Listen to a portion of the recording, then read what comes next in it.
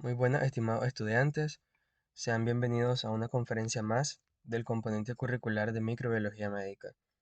En esta ocasión estaremos abordando el tema esencial número 2, bacterias, virus y hongos causantes de infecciones de piel y tejidos blandos. La conferencia de este momento es bases microbiológicas de las infecciones virales de piel y tejidos blandos. Acá tenemos las competencias a las que tributa nuestro componente a nivel genérico y específico, declarados los objetivos del componente curricular y el objetivo integrador. Los objetivos de la clase de este momento son mencionar las principales características microbiológicas de los agentes etiológicos de las infecciones virales de piel y tejidos blandos, relacionar estos mecanismos fisiopatológicos de cada uno de estos agentes, señalar las características clínicas que producen, señalar el abordaje diagnóstico y exponer las características epidemiológicas y preventivas. Vamos a desarrollar el siguiente sumario: la enfermedad de la varicela, herpes zóster, sarampión, rubeola y enfermedad de mano-pie-boca, así como también el molusco contagioso. Es importante resaltar que a nivel de la piel existe una microbiota, que normalmente o comúnmente se ha pensado que la microbiota solo está constituida por bacterias. Sin embargo, también es de resaltar que algunos virus pueden formar parte de la microbiota cutánea normal. A pesar de esto, cuando las condiciones se alteran a nivel de la piel, cuando hay una solución de continuidad, un trauma, una lesión, etcétera, estos virus pueden llegar a capas más profundas y pueden comportarse como agentes patógenos y no necesariamente solo como parte de la microbiota normal. Usualmente, los virus que afectan la piel están circunscritos a las capas más superficiales de esta, a diferencia de las infecciones bacterianas y micóticas que ustedes vieron en encuentros previos, donde se demostraba que algunos de estos agentes sí provocaban infecciones más profundas.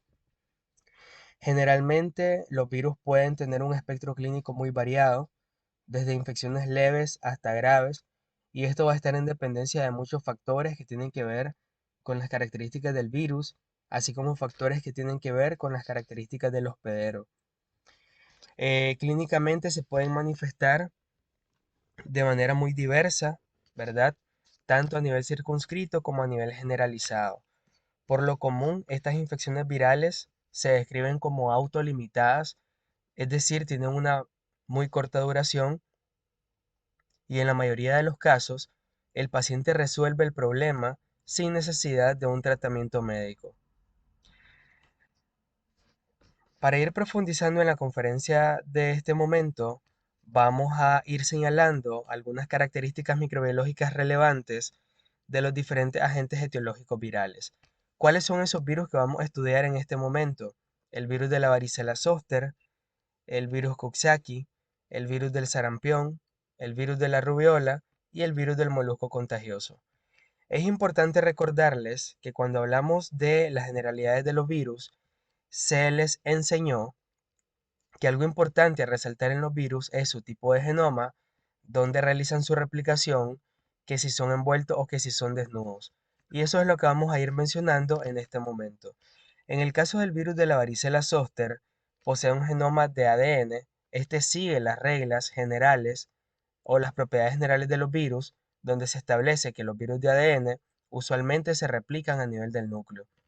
En este caso es un virus envuelto, ¿verdad? Si nosotros recordamos, la envoltura, como está esquematizado acá, es una bicapa lipídica, o sea, es de naturaleza lipídica. Y esto muchas veces le da al virus, ¿verdad? Mucha vulnerabilidad o labilidad ante agentes físicos o químicos o agentes externos. Es decir, permite que las estrategias de prevención, como por ejemplo la desinfección de las superficies, la desinfección de los fómites con diferentes productos químicos, sea más efectiva porque estos productos lo que hacen es disolver esa envoltura y de esa manera inducir que el virus se desintegre. En este caso es importante resaltar que este virus no posee un reservorio animal y que tiene capacidad de permanecer en estado latente en el interior del organismo humano. Dada esta capacidad de latencia, hay que recordar que este virus entonces es parte o cumple con algunas características de los virus de herpes simple, en donde, como ustedes podrán recordar, también se aseveraba, cuando hemos hablado de este virus, que induce la producción de infecciones latentes. ¿En qué consiste la infección latente? Consiste en un ciclo de infección en el cual el virus no muere en su totalidad o no es eliminado, perdón, en su totalidad por la respuesta inmunológica y ciertas partículas virales se quedan alojadas en ciertas partes de nuestro cuerpo. Cuando las condiciones inmunológicas del hospedero se alteran, entonces el virus inicia un nuevo ciclo de replicación y provoca recaídas en el paciente. En este caso, el virus de la varicela zoster es causa de varicela y también de la enfermedad llamada herpes zóster. O sea que estas dos enfermedades están asociadas a este mismo agente etiológico. Esta varicela de la que estamos hablando acá es la varicela que comúnmente nos da a la mayoría de los seres humanos en los primeros años de nuestra vida. A todas las personas que nos ha dado varicela, tenemos el riesgo de padecer en algún momento de nuestra vida de herpes zóster, ya que el agente etiológico que lo produce es el mismo. En el caso del virus Coxsackie, es un virus con un genoma de tipo ARN, por tanto su replicación se va a dar a nivel de citoplasma, no posee envoltura. El virus Coxsackie se ha dividido en dos grupos, grupo A y grupo B. En el grupo A se destacan 24 tipos y en el grupo B 6 tipos. Ambos tipos causan infecciones comunes, como son infecciones respiratorias, erupciones cutáneas, meningitis aséptica o encefalitis. Pero es meritorio resaltar que solamente el tipo A16 del virus Coxsackie está asociado al síndrome mano-pie-boca. Alguna literatura establece que algunos tipos B también están asociados, pero dado que es sumamente infrecuente, se toma como relevante únicamente al tipo A16. El virus del sarampión es un virus con genoma de tipo ARN que se replica en el citoplasma, al igual que el anterior. La diferencia es que acá el virus del sarampión es un virus envuelto. Y aquí quiero resaltar algo. En la envoltura del virus del sarampión, que es este esquema que tenemos acá, la envoltura es esta que estoy señalando, ¿verdad? Esta que está por la parte más externa, por así decirlo. Luego viene la parte de la nucleocápside y luego viene el genoma, que en este caso es ARN. En esta envoltura, que es de naturaleza lipídica, el virus del sarampión tiene dos proteínas importantes, como son la hemaglutinina, que es esta que está señalizada en rojo, y la proteína de fusión, que es esta que está señalizada acá. ¿Por qué son importantes? Porque la hemaglutinina lo que hace es mediar la adhesión del virus a la célula hospedadora. La adhesión a lo que también se le llama absorción. Y eso permite que el virus pueda tener contacto con la célula hospedera. Luego, la proteína de fusión, que esta que está acá, permite que el virus pueda fusionar su membrana con la membrana de la célula hospedera y de esa manera depositar en el interior de la célula hospedera al genoma del virus para que éste inicie su ciclo de replicación. Cabe resaltar que el ser humano es el único hospedero, ¿verdad?, para el virus del sarampión.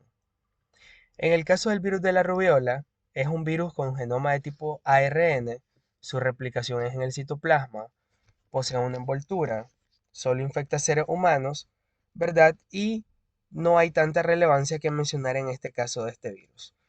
En relación al virus del molusco contagioso, algo importante a resaltar es que a pesar de que posee un genoma de tipo ADN, su replicación no la realiza en el núcleo, como sería lo esperable, sino que su replicación la realiza a nivel del citoplasma. Es un virus envuelto y se ha demostrado que no ha habido transmisión a los animales. Sin embargo, los animales sí pueden ser infectados cuando se esté realizando un estudio de experimentación. Hay varios subtipos del virus del molusco contagioso. El tipo 1 afecta predominantemente a los niños y el tipo 2, 3 y 4 afecta predominantemente a los pacientes adultos. En este caso, como su nombre lo alude, el virus del molusco contagioso es causa del molusco contagioso. Bien, hablaré a partir de ahora de las diferentes enfermedades que les había declarado en el sumario. Y vamos a empezar con varicela y herpes zóster. Desde el punto de vista de la definición, la varicela es una enfermedad leve y sumamente contagiosa que afecta principalmente a los niños. Como les dije hace un momento, la mayoría de las personas sufrimos de varicela en los primeros años de nuestra vida. La varicela tiene una distribución mundial, afecta a ambos sexos por igual, tiene un predominio de edad que va más o menos en el rango de los 1 a los 4 años. Es importante considerar algunos factores que exponen a algunos pacientes a sufrir de la infección, como por ejemplo estar en una escuela, permanecer en guarderías o estar ingresado en alguna unidad hospitalaria. Porque esto permite que haya hacinamiento probablemente o que haya un contacto más estrecho entre una persona infectada y una persona sana. Lo más frecuente es el contacto por saliva que a través de la piel. Esto es importante resaltarlo porque muchas veces cuando las lesiones a nivel cutáneo ya están establecidas, podríamos pensar que hasta ese momento empieza la transmisión, pero no es así. Más adelante vamos a ver en la patogenia que la transmisión incluso se da antes del establecimiento de las lesiones cutáneas. En el caso del herpes zóster se define como una enfermedad incapacitante de personas mayores o que están inmunodeprimidas. Al herpes zóster comúnmente se le conoce como culebría. Esta enfermedad tiene un comportamiento esporádico. Recuerden que el herpes zóster es producido por el mismo virus que produce la varicela, que es el virus llamado virus de la varicela zóster. El 10 al 20% de los adultos que han sufrido de varicela van a experimentar un ataque de herpes zóster en su vida. Obviamente, aquí hay que destacar que este 10 a 20% tienen que reunir alguna característica, como por ejemplo ser adultos mayores, tener comorbilidades, tener un mal estado general de salud, tener algún estado o alguna condición de inmunosupresión. De no presentarse alguno de estos factores, usualmente el paciente no va a tener un brote de herpes zóster. Un adulto con zóster puede originar o puede ser una fuente de infección para un niño.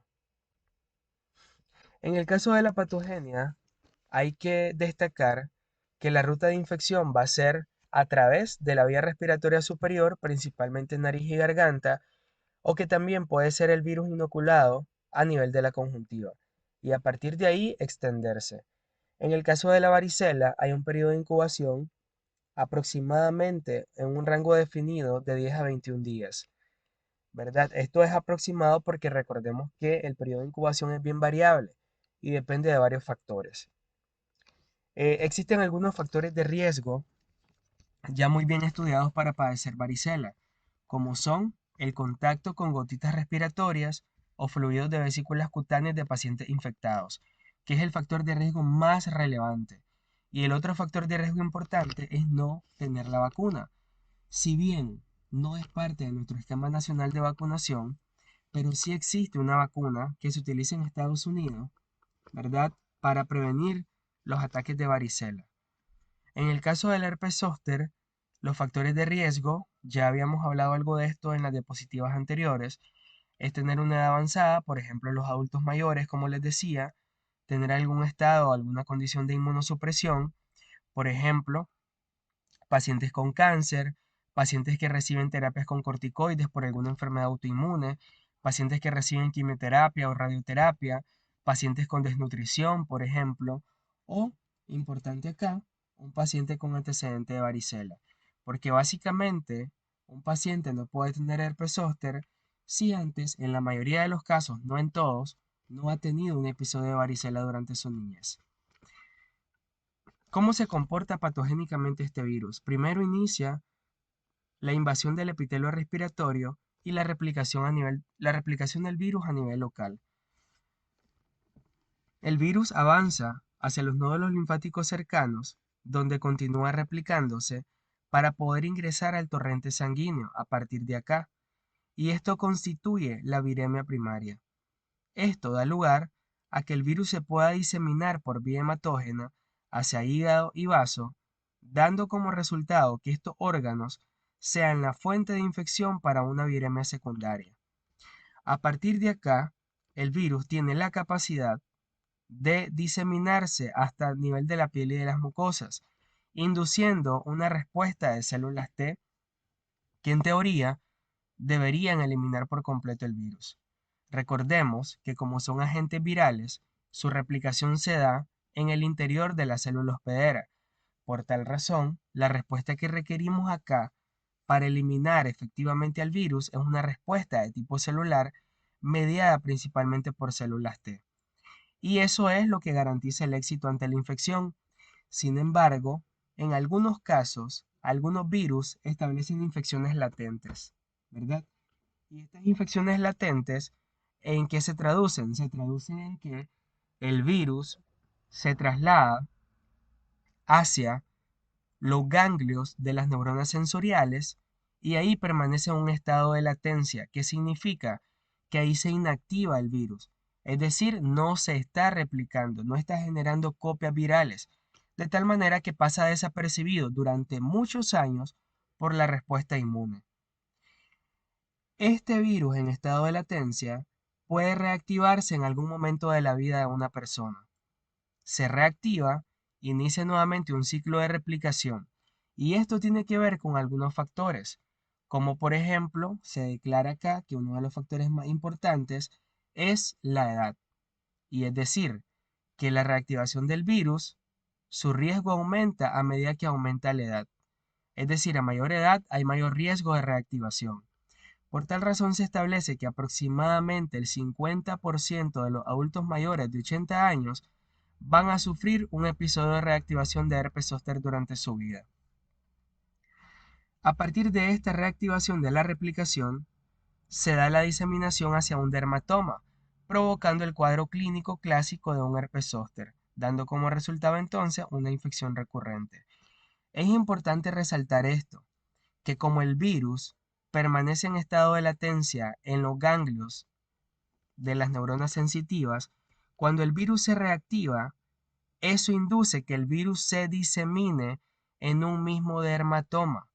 Es por eso que cuando el paciente presenta la clínica o el cuadro clínico o las manifestaciones clínicas de un herpes zóster, vamos a ver que las lesiones afectan delimitadamente a un dermatoma de nuestra piel.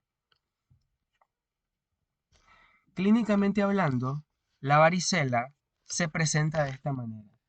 Hay un malestar general, ¿verdad?, que precede a las lesiones cutáneas que están acá, acompañado de pérdida del apetito, cefalea. Usualmente estos datos aparecen de 1 a 2 días antes del establecimiento de las lesiones cutáneas o del exantema.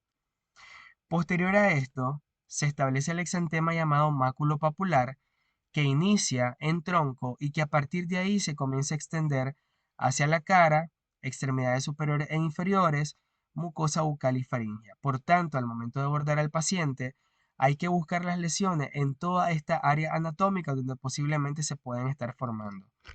Clásicamente, la lesión en la varicela tiene esta evolución. Primero se forma una pápula, posteriormente una vesícula, como ustedes pueden ver en la imagen de acá. Por ejemplo, aquí se observa una vesícula, aquí también se observa una vesícula, y que luego que estas vesículas se rompen, van a formar las famosas llamadas costras. Estas costras ya preceden a lo que es la cicatrización para ir hacia la remisión o a la curación de la enfermedad. Es importante resaltar que el contagio de una persona con varicela hacia una persona sana inicia aproximadamente 48 horas de la aparición del exantema y permanece durante existan las ampollas.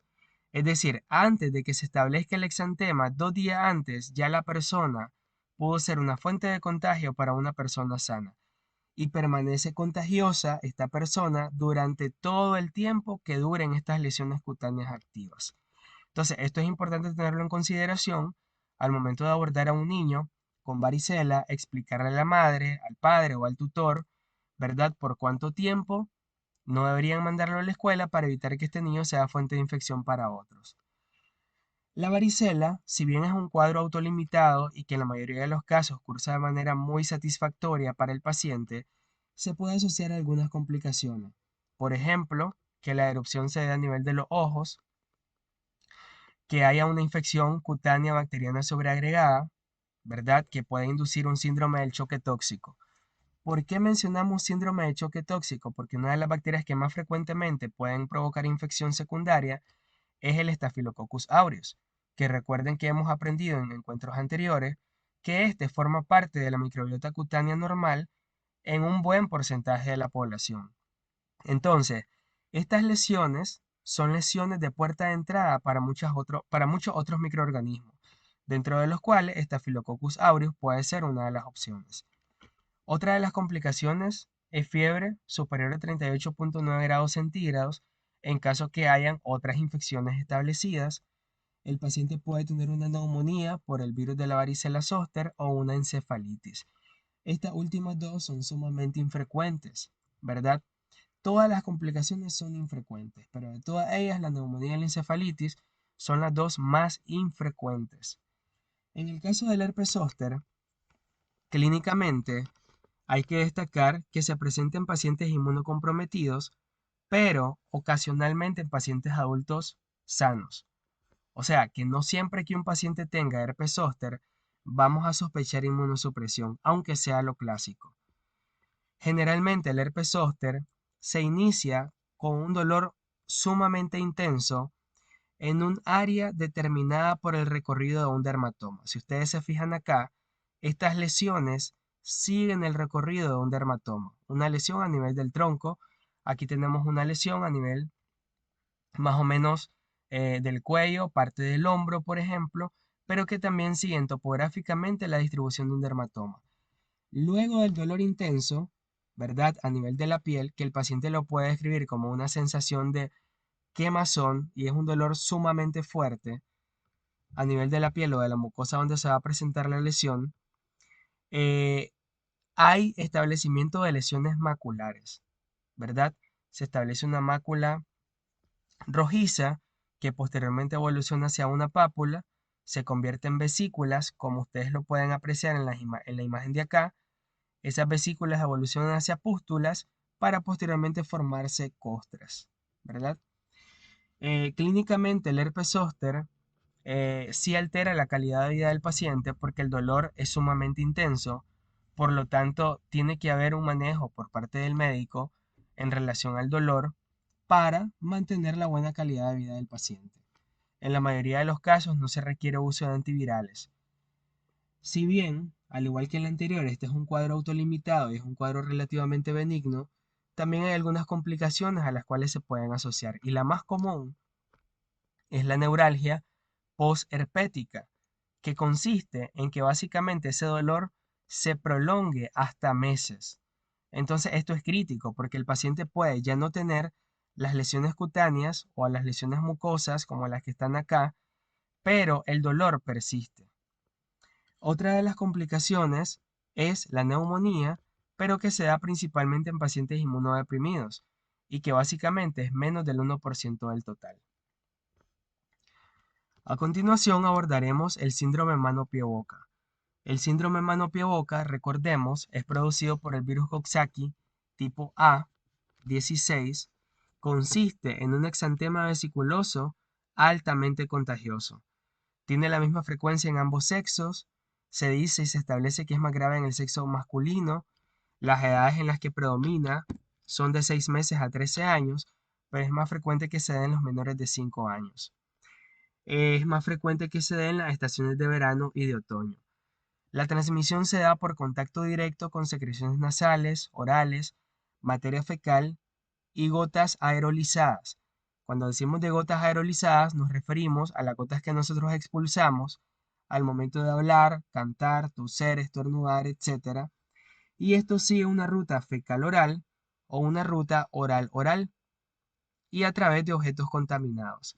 Recordemos que el virus Coxsackie tipo A16 es parte de los enterovirus. Por eso se establece que una de las rutas de infección es la ruta fecal-oral o que la otra puede ser una ruta oral-oral. El periodo de incubación oscila más o menos de 2 a 14 días. En relación a la patogenia, podemos afirmar que una vez que el virus llega a nuestro cuerpo a través de la vía respiratoria o de la vía fecal-oral, este se establece a nivel del tracto gastrointestinal o del tracto respiratorio en dependencia por dónde ingresó, ¿verdad? A nivel del tracto respiratorio, cuando la transmisión fue respiratoria, o a nivel del tracto gastrointestinal, cuando fue por la vía fecal oral. Posteriormente se disemina hacia los ganglios linfáticos regionales para dar como resultado una diseminación hematógena que posteriormente induce la diseminación hacia la boca, hacia la piel, principalmente de manos y pies, que son estas zonas donde usualmente se va a producir el cuadro clínico que ahora vamos a describir.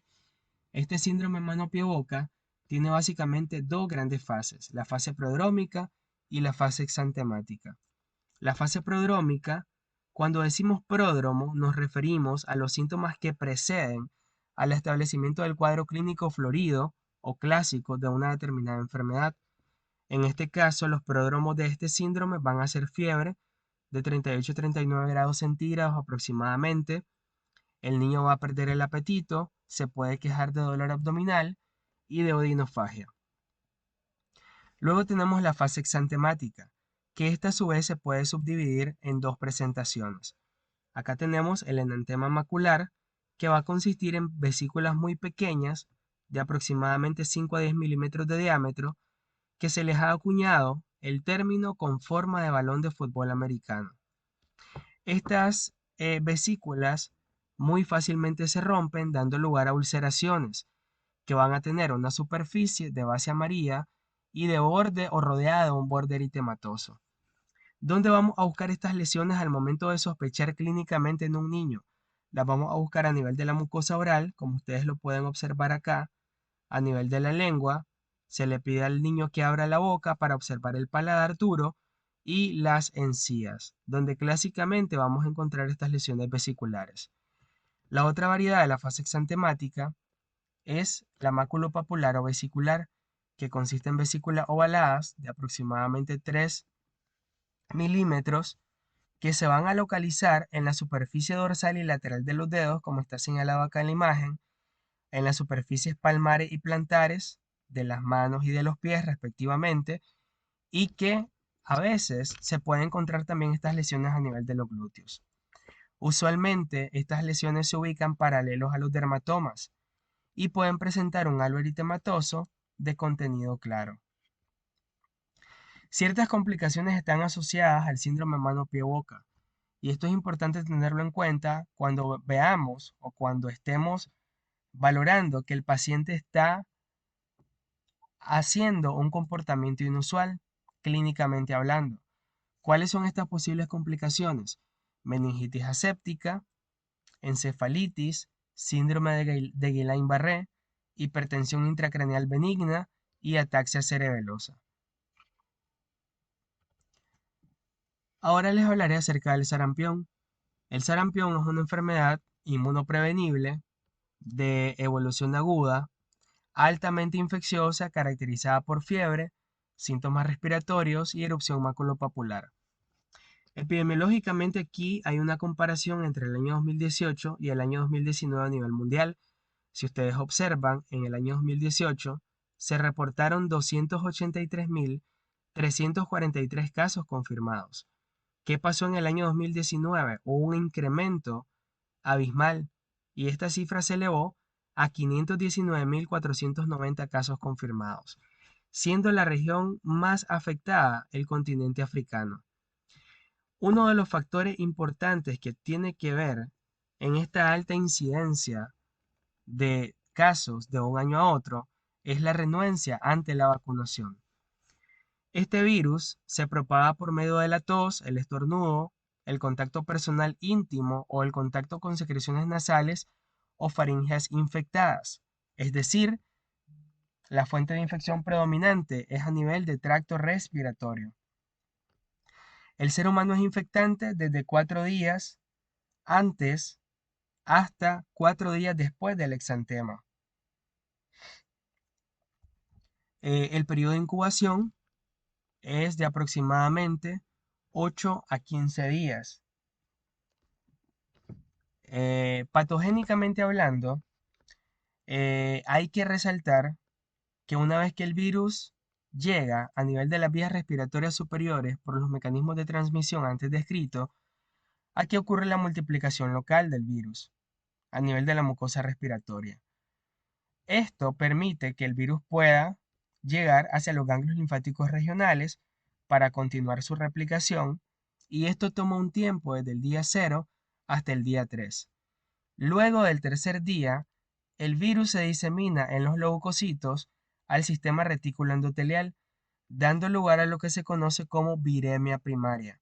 Es decir, la viremia primaria va a estar determinada por la alta replicación del virus en el interior de los leucocitos o las células blancas.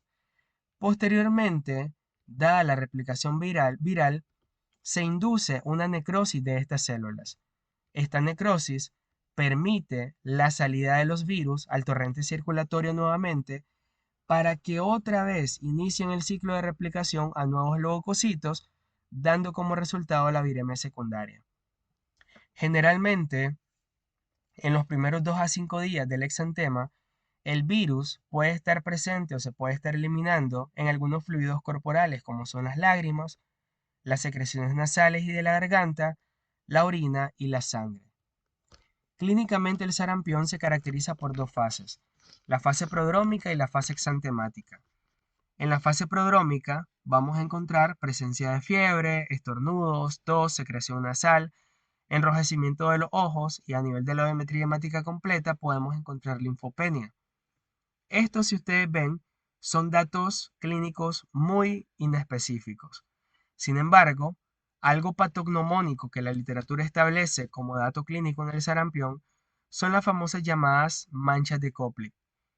¿Por qué se le llaman patognomónico? Se le llama signo patognomónico porque la presencia de este dato clínico al momento de hacer la evaluación clínica del paciente es altamente sugestiva del sarampión y solo se presenta en esta enfermedad. Eso es lo patognomónico. Y que la ausencia podría permitir poner en duda el diagnóstico clínico. ¿En qué consisten las manchas de Koplik? Si ustedes pueden ver en la imagen de acá, consiste en pequeñas ulceraciones de color blanquecino azulado a nivel de la mucosa bucal opuesta a los molares inferiores. En esa zona de la mucosa oral es donde vamos a buscar esas famosas manchas de Koplik. Luego se establece la fase exantemática, que consiste en maculopápulas discretas de color rosadas, las cuales convergen para formar manchas, que se transforman en color marrón en el transcurso de aproximadamente 5 a 10 días.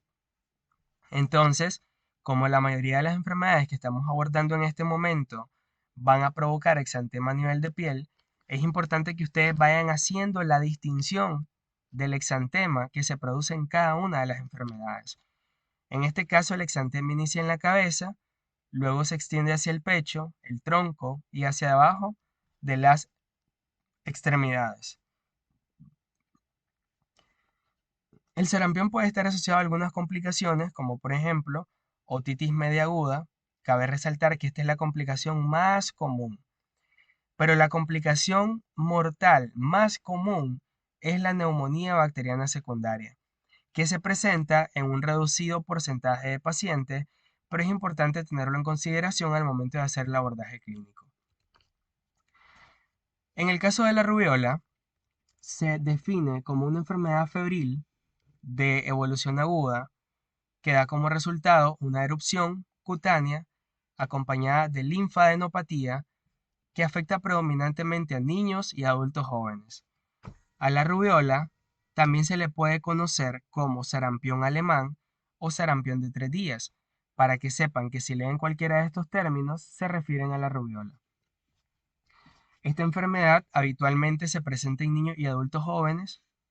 Se pueden presentar epidemias con intervalos irregulares, sobre todo en poblaciones donde hay un rechazo a las jornadas de vacunación, y es meritorio resaltar que la rubiola es una de las principales causas de defectos congénitos que se pueden prevenir por vacuna.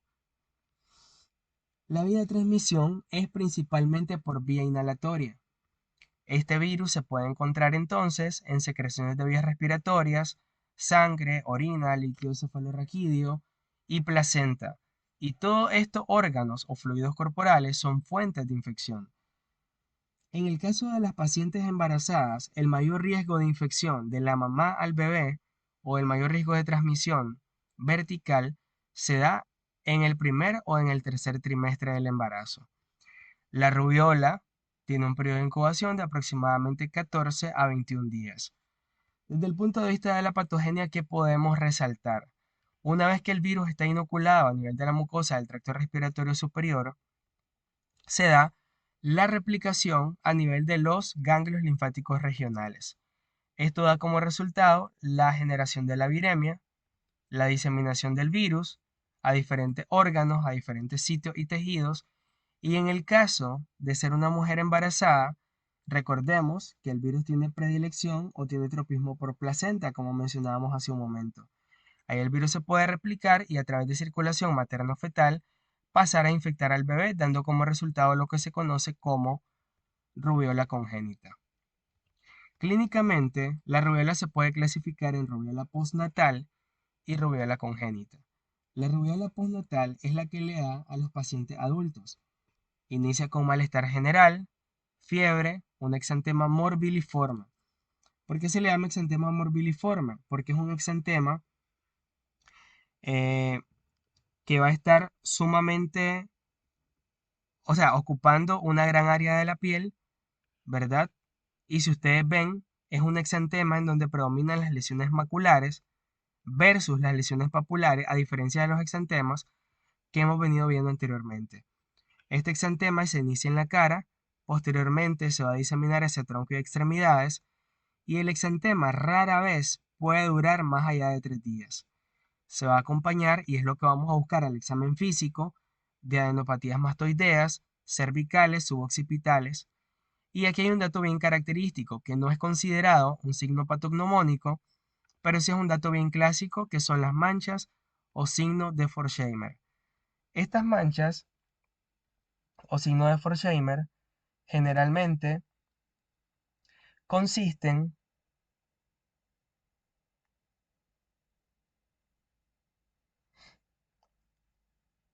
en un enantema fugaz, ¿verdad? Es decir, de aparición rápida, que se observa como manchas rojas pequeñas, que a veces por esta razón se le pueden llamar como lesiones petequiales o petequias, a como ustedes lo pueden apreciar en la imagen.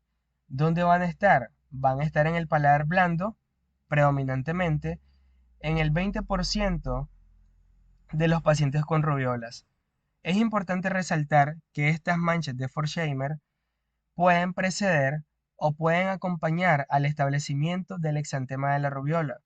Ya les decía que no es un dato patognomónico, ya que se pueden observar manchas similares en el caso del sarampión y en el caso de la escarlatina. La otra forma clínica de presentación es la rubiola congénita, que en este caso la rubiola congénita forma parte del famoso síndrome de Torch.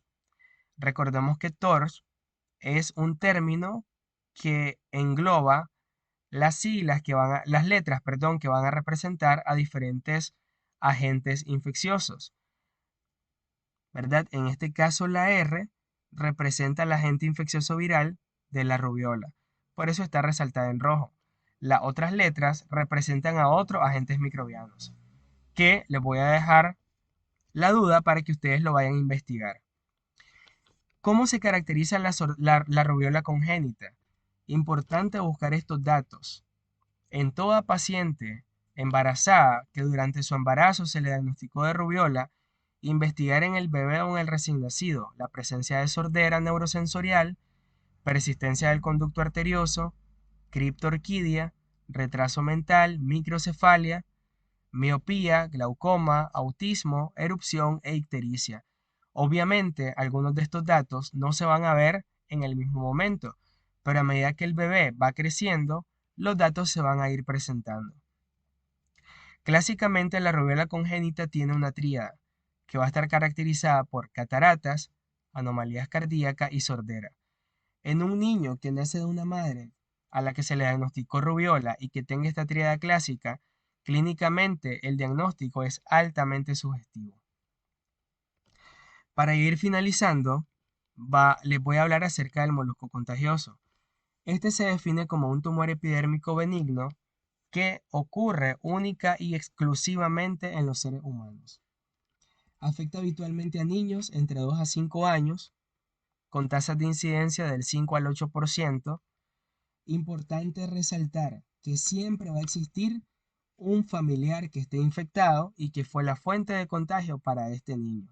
Por lo tanto, al momento de evaluar a un niño, hay que hacer una anamnesis muy bien orientada, investigando algún paciente adulto que en la casa esté infectado con molusco contagioso y que sea la fuente de infección para el niño.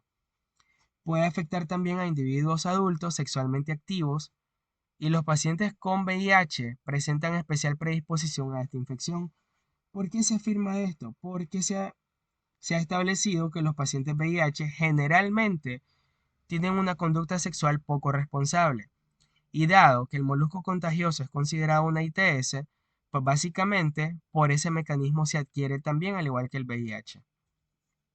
La transmisión se puede dar a través del contacto entre personas y a través del contacto de una persona con objetos infectados o a través de fomites. El virus puede sobrevivir en las superficies inanimadas en tiempo variable, puede persistir o puede durar viable aproximadamente 2 horas, 3 horas, 4 horas, en dependencia de las temperaturas, las condiciones externas, y mientras permanezca viable, él puede ser una causa de infección a un ser humano sano. Es importante tener esto en cuenta, que el virus también se puede adquirir en piscinas o en barberías. Es decir, no siempre el molusco contagioso puede ser por una infección de transmisión sexual, sino por ejemplo alguien que con una historia que visitó una piscina, ¿verdad? De dudosa reputación y que días después o semanas después presentó una lesión clínica sugestiva de esta enfermedad. El periodo de incubación del molusco contagioso es bastante amplio, puede ir desde una semana hasta aproximadamente 50 días. El virus, una vez que entra a nuestras células epiteliales de la piel, se replica en el citoplasma de estas células, produciendo lo que se conoce como una hiperplasia de esa piel afectada.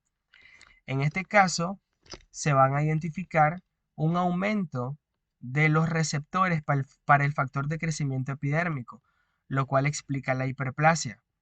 Esto genera la formación de cuerpos de inclusión intracitoplasmáticos que se les van a llamar cuerpos de Henderson-Patterson, que histopatológicamente este es un hallazgo bastante clásico y altamente sugestivo de una lesión por molusco contagioso.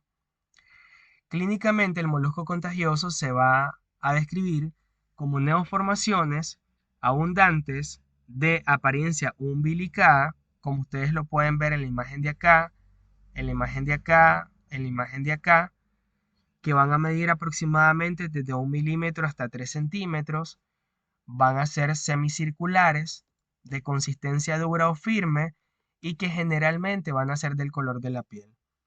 Todos estos datos son importantes tenerlos en cuenta al momento de hacer el abordaje clínico. Habitualmente hay menos de 30 lesiones en diferentes sitios anatómicos. ¿Cuál va a ser esa distribución topográfica donde vamos a buscar estas lesiones? Bueno, esto va a depender si es un niño o si es un adulto.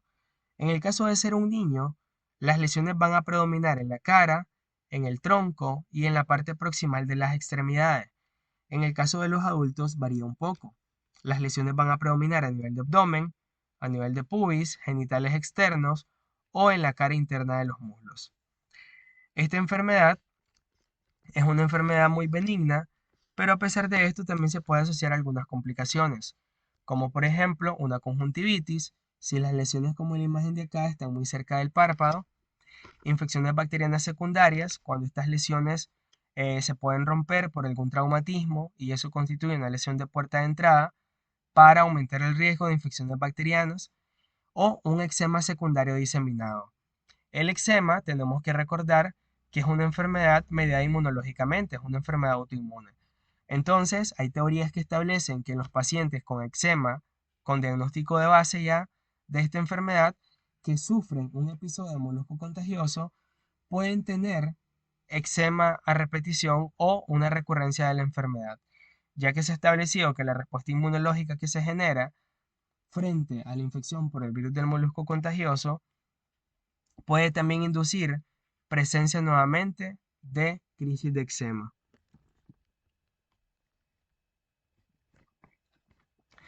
¿Cómo hacemos el diagnóstico de todas estas enfermedades?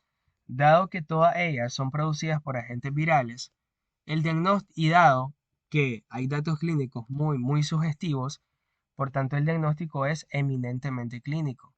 Sin embargo, también se puede hacer diagnóstico serológico a través de la medición de anticuerpos contra el virus en específico que estamos estudiando. Se puede hacer aislamiento viral, es decir, cultivo viral, o se puede hacer reacción en cadena de la polimerasa a partir de las muestras biológicas obtenidas. Estas muestras biológicas van a variar en dependencia de la enfermedad que estemos estudiando. En caso de que hayan enfermedades de todas las que estudiamos en este momento que cursen con vesículas y estas vesículas en el interior contengan líquido, ese líquido vesicular puede ser la muestra biológica, por ejemplo. ¿Cómo hacemos prevención? Bueno, insistir en la parte de lavado de manos constante, ¿verdad? Y realizado de manera correcta y eficiente. El uso del alcohol gel, porque por ser un químico se ha demostrado que tiene ciertas propiedades antivirales. La limpieza constante de las diferentes superficies o la descontaminación de las diferentes superficies con las que hacemos contacto durante el día. Y algo importante a destacar es la vacunación. Si bien para no todas las enfermedades que estudiamos el día de hoy hay vacunas, pero sí hay vacunas para tres de ellas, como son vacuna contra la varicela, vacuna para la rubiola y vacuna para prevenir sarampión. La vacuna para prevención de varicela se llama Varivax. Es una vacuna que no forma parte de nuestro esquema nacional de vacunación, pero les había mencionado hace un momento que sí es una vacuna que se utiliza en Estados Unidos, administrando la primera dosis a los niños entre 12 y 15 meses y la segunda y última dosis a los niños en las edades entre 4 a 6 años. En el caso de la rubiola y el sarampión, están incluidas en la vacuna MMR. Esta vacuna sí es parte, recuerden ustedes, del esquema nacional de vacunación en nuestro país. La MMR se aplica una primera dosis a los 12 meses de vida y una dosis de refuerzo según el esquema nacional con MR en las campañas de seguimiento a los niños y niñas de 1 a 4 años de edad. Es importante concientizar a la población para no mostrar renuencia ante la vacunación, ya que desde el punto de vista de salud pública es una de las mejores estrategias de prevención. Muchas gracias por su atención. Les deseo éxitos en la preparación de este contenido.